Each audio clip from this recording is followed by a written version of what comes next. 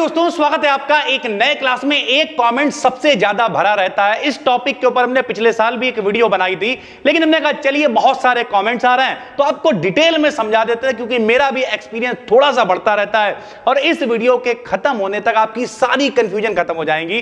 क्योंकि सबसे बड़ी दिक्कत पता क्या है? सबसे बड़ी दिक्कत यह है जब बच्चा बीएससी में एडमिशन कराता है तो भैया उसके बाद दो ही विकल्प होते हैं। क्या विकल्प होते हैं कि सर जी वहां पर या तो हिंदी मीडियम होता है या फिर इंग्लिश मीडियम होता है। इंग्लिश मीडियम कोई होता ही नहीं है। पहली बात, जब वो कॉलेज जाता है तो कॉलेज वाले कहते हैं या तो टोटल इंग्लिश में लिखना या तो टोटल हिंदी में लिखना। अगर मिक्स में लिखा तो नंबर नहीं मिलेंगे, लेकिन कॉलेज वाले खुद हरकतें वही करते हैं। भले ही वो जैसे तैसे उगाड़ जुगाड़ से टोटल इंग्लिश में लिखवा रहे होते हैं, लेकिन बोल हिंदी में रहे होते हैं। और अगर मान लिया वो अंग्रेजी में बोल भी दें तो जो बच्चा होता है टोटल अंग्रेजी मीडियम वाला वो क्या कहता है? सर जी लिखवा अंग्रेजी में दो लेकिन बताओ हिंदी में। भैया जो टोटल इंग्लिश मीडियम वाले हैं उनकी भी यही समस्या है। हमने कई बार स्टार्टिंग के 3 4 5 साल प्योर इंग्लिश में बीएससी पढ़ाई, लेकिन ऐसे ऐसे बच्चे थे आए बता हिंदी में दो। फिर भैया इसका मतलब क्या होता है? तो पहले तो आप ये समझो ये इंग्लिश है क्या। ध्यान से समझना, सारी कंफ्यूजन दूर कर देंगे मेरे भाई। हम प्रॉपर वीडियो बनाते हैं जब भी कभी बनाते हैं, और देखने के बाद जब बहुत सारे कमेंट्स होते हैं तो सबसे पहली बात यह है कि ये इंग्लिश होता क्या है। भैया इंग्लिश का मतलब क्या है? आप बोल हिंदी रहे हो, लिख इंग्लिश रहे हो, तब भी वो इंग्लिश ही हो गई। हिंदी प्लस इंग्लिश इंग्लिश हो गई, पहली बात।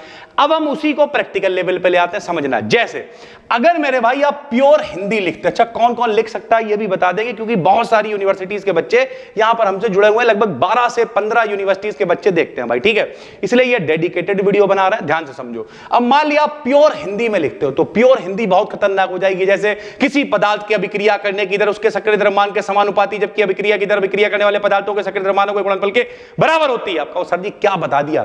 तो भैया बहुत कठिन हो जाएगी। प्योर अंग्रेजी तो हमारी औकात नहीं। It is an action which changes or tends to change the state of rest or of uniform motion or the direction of motion in straight line. औकात नहीं हमारी टोटल अंग्रेजी बोलने का। बड़ा रटा बाइट के वीडियो के लिए तब बोल पाए मेरे भाई।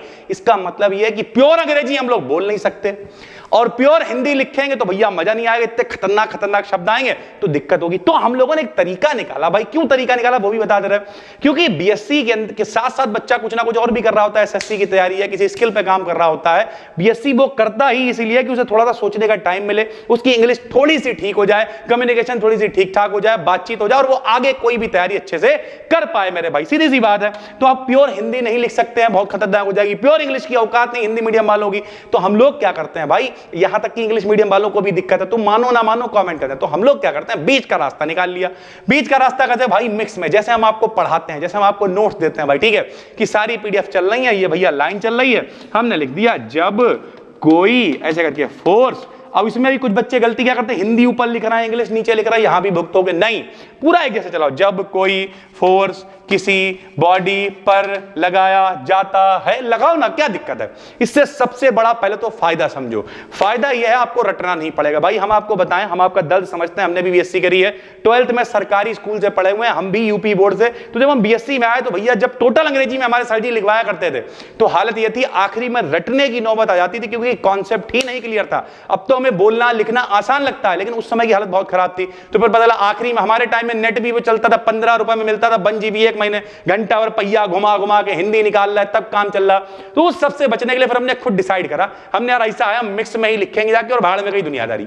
मिक्स में गए, लिखा बढ़िया लगभग 70%। उस समय जब बीएससी में भौकाल लोग कहते थे बीएससी में लोग फेल होगा ये वो, तब भी फर्स्ट सेमेस्टर, जबकि हम साथ में यहां बच्चे पढ़ाते थे, बहुत भीड़ पड़ने आती थी। हम पहले भी कई वीडियोस में बता चुके हैं, बीएससी फाइनल ईयर में पहुंचते पहुंचते मेरे पास 100-150 बच्चे हो गए थे, और हम अच्छा खासा अर्न कर लेते थे। मेरे पास टाइम की दिक्कत बहुत ज्यादा हो गई थी, इस वजह से भाई तब भी 70% मेरे आराम से आ गए। तो फिर हमने क्या करा, जब पढ़ाना शुरू किया तो फिर हमने भी भाई प्योर इंग्लिश में लिखवाना शुरू किया, प्योर इंग्लिश में सारी चीजें। फिर हमने देखा बच्चे भुगत रहे हैं, तो फिर हमने उन पे भी प्रयोग किया, प्योर इंग्लिश से मिक्स में आ गए मेरे भाई। जब हमने मिक्स में लिखना स्टार्ट कर दिया तो हमने देखा यार बच्चों की ग्रोथ भी बढ़ रही है, उन्हें रटना भी नहीं पड़ रहा, चीजें आसानी से भी हो रही हैं।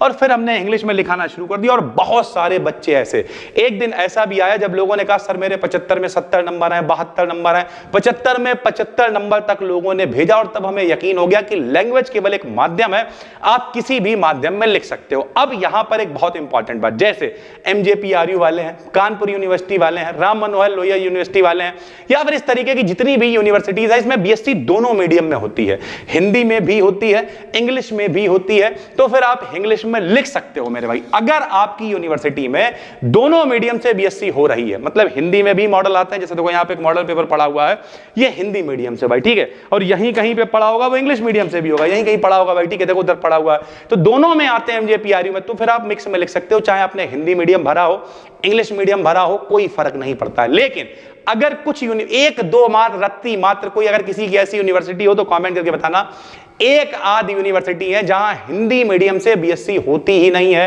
हिंदी मीडियम के मॉडल आते ही नहीं है। आप पता करना मार्केट में, भैया हिंदी मीडियम बोले नहीं आते हैं, इसका मतलब फिर आपको प्योर इंग्लिश ही लिखना पड़ेगा, पहली बात, ठीक है। यानी आप समझ गए हो कि अगर आपकी यूनिवर्सिटी में हिंदी मीडियम से BSc होती ही नहीं है, अगर हिंदी से हो रही है, मास्टर हिंदी में बोल रहा, दोनों में मॉडल आ रहे हैं, तो पहली बात तो कोई भी दिक्कत नहीं है, पहली बात। दूसरी बात जरा ध्यान से समझो, दूसरी बात यह है कि अपने आप से क्वेश्चन करो कि सर जी क्या हम प्योर इंग्लिश में लिख सकते हैं? अगर लिख सकते हो तो लिखो ना, जरूरी थोड़ी हम ही से पढ़ो यार, बहुत सारे टीचर हैं जो प्योर इंग्लिश में पढ़ा रहे हैं, उनसे पढ़ लो, मॉडल से पढ़ लो, कहीं से पढ़ लो, क्या फर्क पड़ता है। और भाई केवल झूठ बोलना कि भैया सर जी आप इंग्लिश में नहीं लिख पा रहे इसलिए हम नहीं लिख पा रहे, ये कोई मतलब नहीं है भाई। सरल भाषा में समझो तो जब प्योर इंग्लिश हम लिख ही नहीं पा रहे हैं और मेहनत करनी पड़ रही है, उस मेहनत को बचा के हम किसी स्किल पे काम कर लेंगे, कोई तैयारी कर लेंगे, वहां मेहनत करेंगे तो फायदे में आएगी।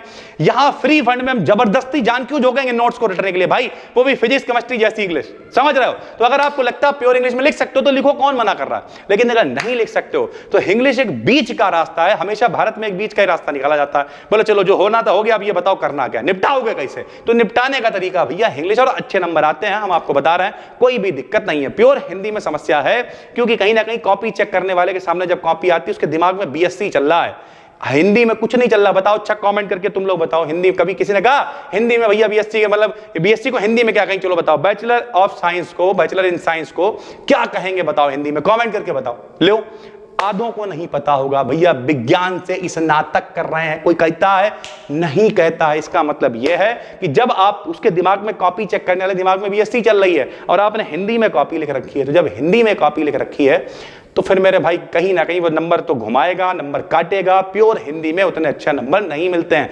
या तो तुम्हारी राइटिंग बहुत क्रांतिकारी हो, तुम बहुत क्रांतिकारी आदमी हो। उम्मीद करता हैं समझ गए होगे पूरी बात। तो अगर इस वीडियो को समराइज करें, हिंदी की तरफ हम बिल्कुल भी नहीं है फिलहाल, तो हम खुद हिंदी हैं, देसी आदमी हैं, फिर बी डिकेडियन फील इंडियन लोगो है, वो सब सही है, लेकिन कॉपी चेक करने वाली मेंटालिटी जो है वो मेरे भाई उस लेवल की नहीं है। तो हिंदी में नंबर मिलने थोड़े से दिक्कत होते हैं अगर राइटिंग आपकी बहुत अच्छी नहीं है। इंग्लिश की टोटल हम लोग की औकात है नहीं, तो बेस्ट तरीका है बीच का इंग्लिश निकाल लो, इसमें लिख डालो, कोई दिक्कत नहीं। कौन लिख सकता है? जिसकी यूनिवर्सिटी में हिंदी मीडियम इंग्लिश मीडियम दोनों के मॉडल आ रहा है, दोनों में BSc हो रही, तुमने कोई मीडियम भरा हो इंग्लिश में लिख सकते हो। लेकिन अगर आपकी यूनिवर्सिटी ऐसी है जहां हिंदी में कुछ होता ही नहीं है, सब प्योर इंग्लिश ही है मेरे भाई, मॉडल भी नहीं आ रहा हिंदी में, कुछ नहीं हो रहा, कॉलेज में क्लासेस में प्योर इंग्लिश में सब पढ़ाई हो रही है भाई, तो फिर तो लिखना ही पड़ेगा, कोई विकल्प नहीं। इतने तो आप समझदार हो क्योंकि आप BSc में भाई। उम्मीद करते हैं पूरी बात समझ में आ गई होगी। अब भी कोई कंफ्यूजन है कमेंट करके बताओ। पहली बार देख रहे हो तो यार चैनल को सब्सक्राइब करो। हम देखते हैं यार पतला वीडियो जा रही है 1 लाख, कितने लोगों ने मतलब 40% लोगों सब्सक्राइब कर रखा है। मास्टर लोगों को फॉलो करो यार, हौसला बढ़ाओ तभी शिक्षा आगे बढ़ेगी। पहली बार देख रहे हो फटाफट से करो सब्सक्राइब।